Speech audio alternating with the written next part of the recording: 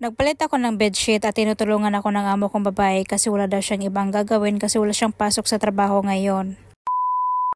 Hi! Ako si Jovi, 12 taon ng kasambahay sa pamilyang Pakistani.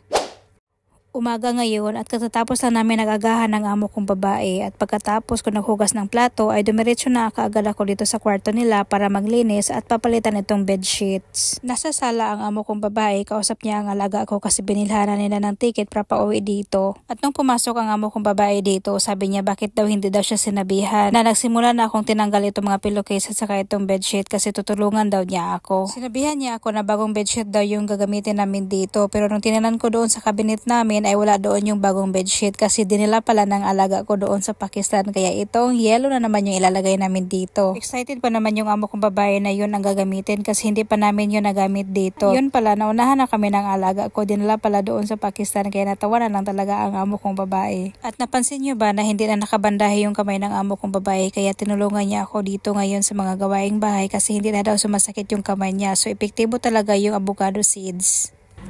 Tapos na kami nagpalit ng bedsheet ni Madam guys. So, tingnan nyo ang daming pillow. Yellow na yellow. Ito yung paborito nila kasi merong signature ni Jenny itong bedsheet na to. Pagkatapos namin nagpalit ng bedsheet at tinanong ako ng amo kong babae, tingnan daw yung buhok niya kung pumuti na daw kasi kung pumuti na magkulay daw kami ng buhok kasi bukas panggabi na siya. Kapag panggabi na yung duty niya, ayaw niya magpalagay ng kulay sa buhok kasi ilang oras din daw siya maghintay para daw matuyo tapos maligo pa siya. Ilang oras din daw ang masayang at hindi daw siya makatulog ng maayos sa gabi, hindi pa daw siya natutulog tapos sa umaga kapag nandito siya sa bahay hindi daw siya makatulog ng maayos kaya ayaw niya maglagay ng kulay kapag panggabi siya. Hanga talaga ako dito sa amo kong babae kahit mahirap yung trabaho at matanda na siya pero nagtatrabaho pa rin.